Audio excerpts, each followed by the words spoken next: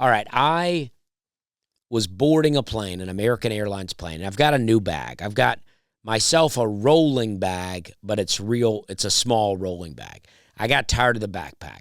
I don't like the look of the backpack anymore, and I feel like it's hurting my shoulders. I don't know if I'm getting weak out here, but I just got a lot of crap in there, and it's too heavy, and I don't want to carry it on my shoulders anymore. I want to roll a little bag. I still check a bag because I carry a big bag. I carry a lot of stuff. One day I may go and do a video about all the stuff that I carry with me. It's not even a lot of clothes. I got a big bag, but I'm carrying a lot of things because I travel too much for, I don't know, I just can't handle my hotel not feeling a bit like home. And I don't mean I'm hanging up pictures on the wall, but I got some things I need. So I still check a bag, and then I have this as my carry-on. And I was boarding a plane. It was a pretty small plane, so the lady running the desk was like giving everybody a checked bag ticket. You know, like, because you can check your bag as you arrive at the airport, and then if you want a carry-on, you take it on through security, and then you go to the booth there right before you board the plane. And if they say, well, this plane is a really small aircraft, and we're going to need to check some bags, they'll put it just under the plane, and then when you get off, they'll hand it to you there instead of sending it to the carousel. So she's handing out tickets, and I go, you don't think this will fit on the plane? She goes, it might, but I'm going to go ahead and give you a ticket anyway, just in case. And she was very polite. I accepted it. I go, thank you. I appreciate you. But the lady behind me in line, also boarding the plane, worked for American Airlines, and she was in uniform, but she was just boarding, I guess, to go home. And she goes, nah, that's not going to, she said in a real rude tone. She goes, nah, that's not going to fit. That's too long and fat is what she said, which there was room for a nice joke there, but I didn't do it, nor am I going to do it here. She said, that's not going to fit, you know. And I go, oh, okay. And then I had this long walk down the jet bridge to get on the plane. And the whole time I'm walking down, I'm just thinking about what this lady has just said to me.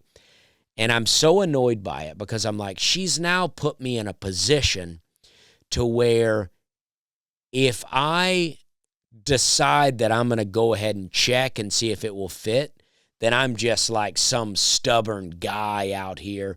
Oh, you won't listen to a woman. And maybe that wouldn't be her attitude, but it feels like it would be her attitude because she stuck her nose in my business.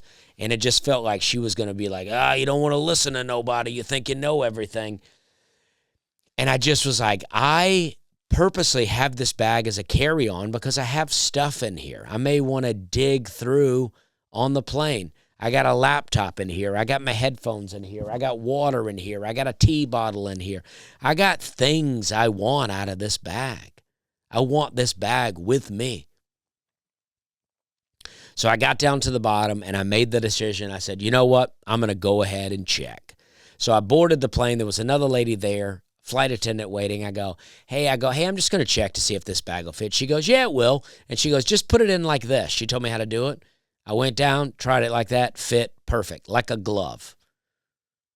The other lady boarded after me, and I didn't directly call her out, but I did loudly say, oh, it fits.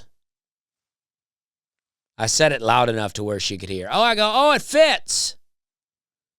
I was so annoyed. And then when I got off the plane, for whatever reason, she stayed in her seat while the rest of us got off. So I had to walk by her. And I made eye contact with her the whole way. She was kind of looking at me. I made eye contact with her the whole way. And then as I get off, everybody's lining up to wait on their bags. And I think, if I'd listened to this lady, I'd be waiting for my bag. I wouldn't have had my headphones, and I'd be waiting for this lady. And it just was so annoying. It's like, lady, just mind your business. Let me talk about it with the people that are working. You're off. Just be off. But she was like, came in like a real know-it-all. Nah, that's not going to fit. But it did. You ever have people, there was a commercial like that. I forget what the commercial was, but it was like, people driving by, people trying to load things in their car going, it's not going to fit. It's like, don't tell me it's not going to fit. Never tell me it's not going to fit, because I'm going to try anyway. And now you've just made it weird between us.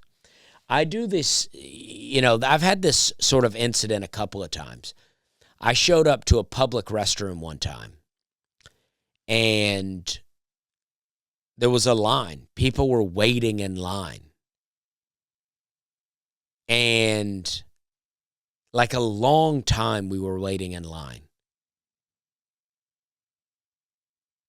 And then eventually I'm like, what are we doing here? You guys want to check that? Knock on that door or whatever? And the guy checks the handle, and the door's unlocked, and there's no one in there. But I showed up, and there was 3 people in line, and I just trusted that someone in that line had checked the door. But, oh, heaven forbid you go up and push an elevator button that's already been pushed. I go, I don't trust the way you push the button. I don't trust it. I don't think you can do it right.